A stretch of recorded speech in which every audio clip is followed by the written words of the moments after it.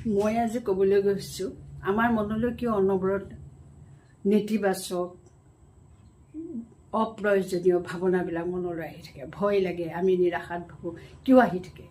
ইয়াৰ প্ৰধান কাৰণ মই ক'ব বিচাৰোঁ যে এই প্ৰধান কাৰণ হ'ল বিস্মৃতি।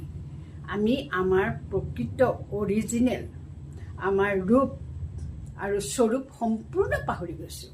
আমি শৰীৰটোলৈ ব্যস্ত হৈ যিবিলাক কাম কৰি ফুৰিছোঁ তাত আমাৰ সেইবিলাক বাকী আমাৰ নিজৰ কথা, নিজৰ আত্মাটোৰ কথা, মনৰ কথা ভাবিবলৈ আমাৰ সময় নাই।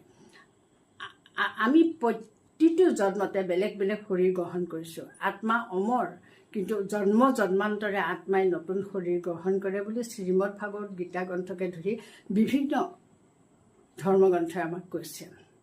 এই শৰীৰটো আত্মা অবিহনে মৃত, কাপোৰ সলোৱাৰ দৰে আমি প্ৰত্যেক জন্মতে শৰীৰ সলাইছোঁ আৰু আমাৰ প্ৰকৃত পৰিচয় আমি পাহৰি গৈছোঁ। আমি জানো আত্মা নিৰাকাৰ, আত্মাৰ ৰূপ নাই। যেতিয়া কোনো লোকৰ মৃত্যু হয় তেতিয়া আত্মা শৰীৰৰ পৰা অদৃশ্য হৈ যায় আৰু শৰীৰটো পুতি পেলোৱা হয়। আত্মাৰ ৰূপ নাই, ৰং নাই, কিন্তু আত্মাৰ গুণ আছে। সুখ, শান্তি, আনন্দ, প্ৰেম আদি আত্মাৰ গুণ। ইয়াৰ এটাৰ অভাৱ হ'লে কি হয়, আমি নিৰাশাত ভোগোঁ, আমাৰ বিভিন্ন সমস্যা আহি উদ্ভৱ হয়, আমাৰ অসুখ অশান্তি আদি হয়। গতিকে আমি যদিহে শৰীৰটোত থাকি আমাৰ নিজৰ প্ৰকৃত ৰূপ নিৰাকাৰ ৰূপটো স্মৰণ কৰোঁ আৰু নিৰাকাৰ ৰূপ স্মৰণ কৰি ভগৱানৰ লগত সেই নিৰাকাৰ ৰূপৰ সংযোগ ঘটাওঁ, তেতিয়া আমাৰ অৰিজিনেল গুণ যিবিলাক জন্মৰ আগৰ জন্মান্তৰৰ আগৰ গুণবিলাক আমাৰ মনলৈ আহিব। সুখ, শান্তি, আনন্দ, প্ৰেম, শক্তি, জ্ঞান এইবিলাক মনলৈ আহিব।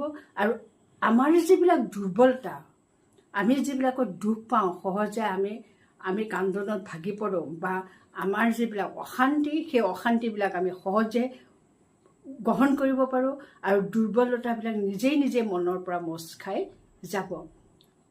প্ৰাৰ্থনা নাইবা ধ্যান কৰাৰ সময়ত যিকোনো মুহূৰ্তত, ব্ৰহ্ম মুহূৰ্তত যদি আমি নিজকে এক শক্তি বুলি, চৈতন্য শক্তি বুলি বিবেচনা কৰোঁ আৰু আমাৰ অৰিজিনেল ৰূপটো স্মৰণ কৰোঁ আৰু আমাৰ স্বৰূপ সুখ, শান্তি, আনন্দ, প্ৰেম আদি আমি যদি নিজৰ মনলৈ আনি স্মৰণ কৰি থাকোঁ, ৰিভাইজ কৰি থাকোঁ, তেতিয়া আমাক সহজে দুখ সুখে আকৰ্ষণ কৰিব নোৱাৰে আৰু আমাৰ মন সহজে দুৰ্বল কেতিয়াও হ'ব নোৱাৰে।